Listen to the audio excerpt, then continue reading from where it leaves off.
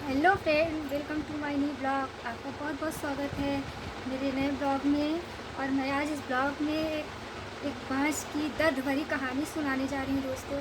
अगर कुछ भी गलती हो गया तो क्षमा कर देना दोस्तों। एक औरत रहती है, उसकी शादी को 8 साल हो जाते हैं, लेकिन उसके अभी तक कोई औलाद नहीं रहती।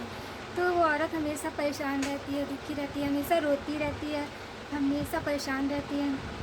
और उसके देवरानी को, मतलब उसके देवर की, उसकी शादी के 1 साल बाद ही उसके देवर की शादी हो गई। तो देवर की शादी हो गई तो देवर आते ही 1 साल बाद उसकी लड़की हुई। तो जब अपनी देवरानी की लड़की को वो खिला लेती थी, मतलब उठा लेती थी, गोद में खिलाती थी, प्यार करती थी, तो उसके गोद से छीन ले जाती थी, अपनी लड़की को छीन ले जाती थी और उसे उल्टा सीधा कुछ बोलती थी, कुछ गंदा संदा, मतलब गलत शलत बोलती थी। तो देखो, और कहती थी कि मैं अपनी बेटी की परछाई, मैं मतलब अपनी बेटी के ऊपर तुम्हारी परछाई नहीं पड़ने दे सकती, मैं अपनी बेटी को तुम्हारे पास नहीं छोड़ सकती, तुम मेरी बेटी को मत खिलाओ, मत प्यार करो। तो बेचारी बहुत रोने लगती है, बहुत दुखी हो जाती है, बहुत परेशान हो जाती है।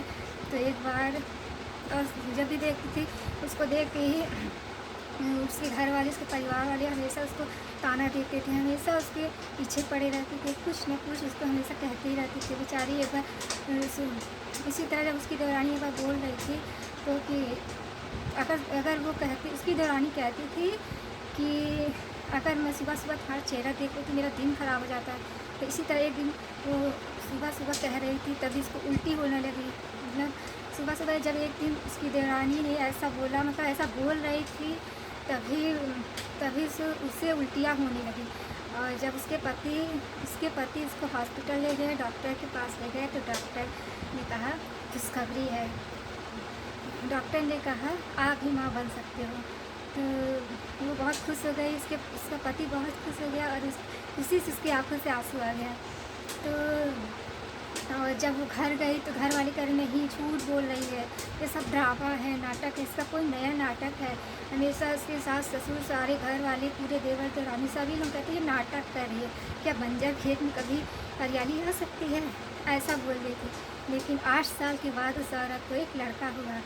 तो दोस्तों, ये कहने की बात है, किसी की बात पे भी वो ना करना चाहिए, सिर्फ इस समय का इंतज़ार करना चाहिए, क्योंकि समय बहुत बलवान होता है।